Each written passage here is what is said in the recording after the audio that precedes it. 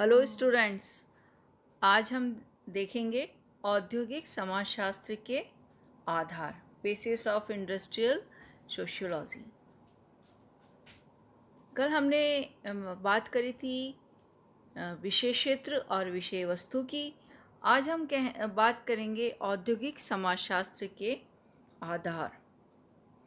औद्योगिक समाजशास्त्र में आधुनिक औद्योगिक संगठन, उसकी समस्याएं, औद्योगिक संघ, उद्योगों की समस्याएं, अविकसित देशों में उद्योगों की समस्याएं, आर्थिक जीवन के पहलू, श्रम संबंधी कानूनों, श्रम कल्याण, पूंजी तथा राज्य का संबंध आदि विविध प्रकार के विषयों का अध्ययन किया जाता है। औद्योगिक समाजशास्त्र के विषय क्षेत्र का ज्ञान इसके विभिन्न आधारों के माध्यम से किया जाता है। इसमें हम देखेंगे पहला आधार क्या है। पहला आधार है सामाजिक व्यवस्था के रूप में कारखाना। जो फैक्ट्री है वो एक सोशल सिस्टम के रूप में, the factory as a social systems. औद्योगिक कारखाना अध्ययन से संबंधित है। औद्योगिक समाजशास्त्र का आधार, इसका कारण यह है कि औद्योगिक समाज विज्ञान में कारखाने का अध्ययन सामाजिक व्यवस्था के रूप में किया जाता है।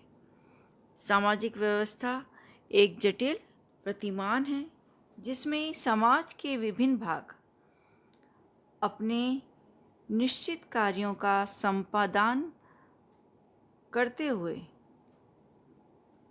परस्पर अंतः संबंधित और अंतः निर्भर रहते हैं।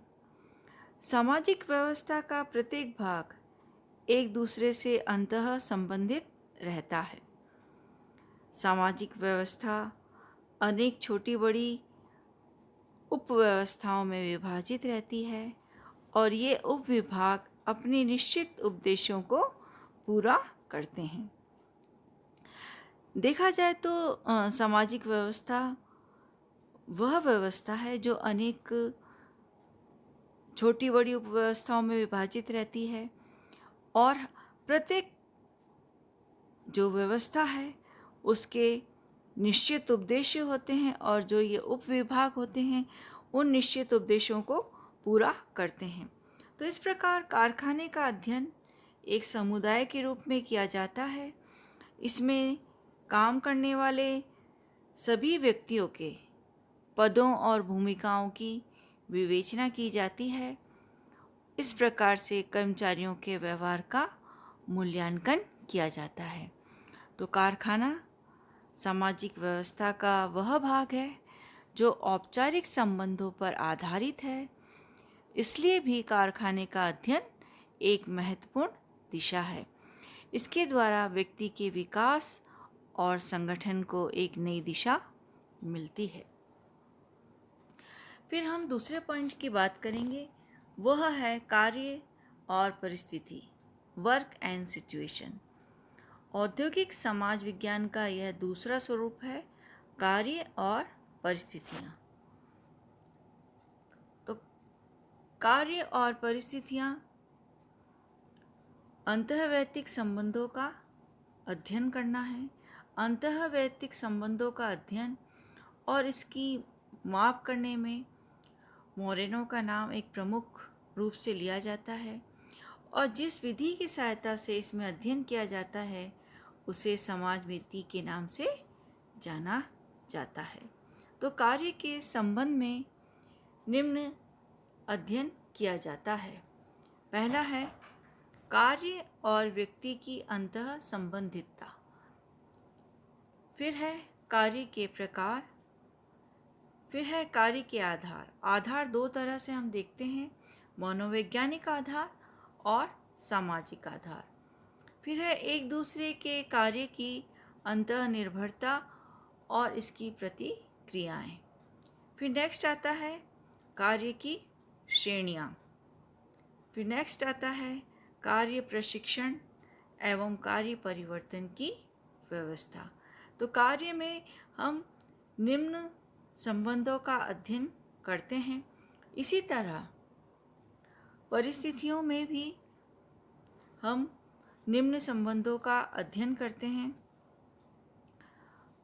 कि आर्थिक परिस्थितियां और कार्य सामाजिक धार्मिक परंपराएं और मनोवैज्ञानिक क्षमताएं, फिर है श्रम संघ और कार्य, फिर है समय निर्धारण और स्थान संबंधी विशेषताओं का अध्ययन, उसके साथ ही मजदूरी संबंधी परिस्थितियां। इसके साथ ही का कार्य परिस्थितियों को प्रभावित करते हैं। आधुनिक युग में कार्य और परिस्थितियों का अध्ययन मनोवैज्ञानिक आधार पर किया जाता है। इस प्रकार का अध्ययन निम्न परिस्थितियों के आधार पर किया जाता है। उसमें है व्यक्ति की भूमिका को सही दिशा प्रदान करना और तनाव से कम करना और संघर्षों के कारण की खोज करना। तो हम देखते हैं कि कार्य और परिस्थितियां हैं औद्योगिक समाजशास्त्र के आधार। उसके पश्चात हम देखते हैं व्यवसाय का समाज विज्ञान और सामाजिक वर्ग यानी sociology of occupation and social class. औद्योगिक समाज का ये तीसरा आधार है। व्यावसायिक समाज विज्ञान और सामाजिक वर्गों का यह अध्ययन करता है। इसके अंतर्गत व्यवसाय में जो कर्मचारियों की सूची होती है उसका अध्ययन करने के लिए सामाजिक अनुसंधान की निर्देशन पद्धति का चुनाव किया जाता है और निर्देशन पद्धति की सहायता से जिन कर्मचारियों का अध्ययन किया जाता है उनसे प्राप्त तथ्यों और सूचनाओं का सामाजिकरण किया जाता है और सामान्य नियमों का निर्माण किया जाता है। इस अध्ययन का मुख्य विषय होता है कर्मचारियों की पारिवारिक पृष्ठभूमि का अध्ययन करना और इसके साथ ही कर्मचारियों की व्यावसायिक प्रवृत्ति का पता लगाना। इसके साथ ही ऐसी सामाजिक तथा औद्योगिक घटनाओं का अध्ययन किया जाता है जिसका संबंध व्यावसायिक कार्यक्रमों से होता है, क्योंकि व्यवसाय और सामाजिक वर्गों के बीच अंतर संबंधों का अध्ययन करने के लिए व्यावसायिक सामाजिक स्तरीकरण का अध्ययन किया जाता है। इसमें सामाजिक वर्गों का अध्ययन आय, शिक्षा और व्यवसाय के आधार पर किया जाता है। ये सभी आधार वर्ग संरचना और व्यक्तित्व को प्रभावित करते हैं। उसके बाद हम देखते हैं नेक्स्ट जो पॉइंट आता है वो है आर्थिक समस्याओं का समाजशास्त्रीय विश्लेषण यानी sociological analysis of economic institutions. औद्योगिक समाज विज्ञान का यह चौथा आधार है। आर्थिक संस्थाओं के सामाजिक विश्लेषण से यह संबंधित है। इसके अंतर्गत आर्थिक व्यवहारों का अध्ययन किया जाता है, यानी जो आधार है, जो आर्थिक संस्थाएं हैं उनके आर्थिक व्यवहारों का अध्ययन किया जाता है। इसमें आर्थिक संस्थाओं का सामाजिक संबंधों के नियामक के रूप में अध्ययन किया जाता है। इसमें जो अध्ययन की जो मुख्य वस्तु होती है वो संपत्ति होती है। इसकी सहायता से कार्य व्यवहार और कार्य की भूमिका महत्वपूर्ण होती है। सामाजिक मूल्य आर्थिक संस्थाओं को प्रभावित करते हैं। आधुनिक युग में जितने भी आर्थिक संगठन हैं वे शक्ति समूह के रूप में परिणित हो गए हैं। इनसे प्रत्येक व्यक्ति का सामाजिक और आर्थिक व्यवहार प्रभावित होता है, यानी कि कार्य व्यवहार और कार्य की भूमिका को इसके माध्यम से देखते हैं, क्योंकि जो हमारे सोशल वैल्यूज़ हैं वो हमारे इकोनॉमिक इंस्टीट्यूट से प्रभावित रहते हैं। और जितने भी आज के समय में जो आर्थिक संगठन हैं वो शक्ति समूह से परिणित हो गए हैं। इसलिए हम ये देख सकते हैं कि जो व्यक्ति का सामाजिक और आर्थिक व्यवहार है वो इनसे प्रभावित रहता है। उसके बाद हम देखते हैं जो अंतिम आधार है नगरीकरण या अर्बनाइजेशन। जो अंतिम आधार है औद्योगिक समाज विज्ञान का, आधुनिक औद्योगिक व्यवस्था के कारण नगरीकरण का जन्म हुआ है। क्योंकि हम ये देखते हैं कि जैसे जैसे औद्योगिकरण बढ़ा, औद्योगिकरण बढ़ने के साथ ही उद्योग धंधों की संख्याओं में भी वृद्धि हुई, और जहाँ उद्योगों की संख्या में वृद्धि हुई तो उद्योग में काम करने वाले श्रमिकों की संख्या में भी वृद्धि होती गई।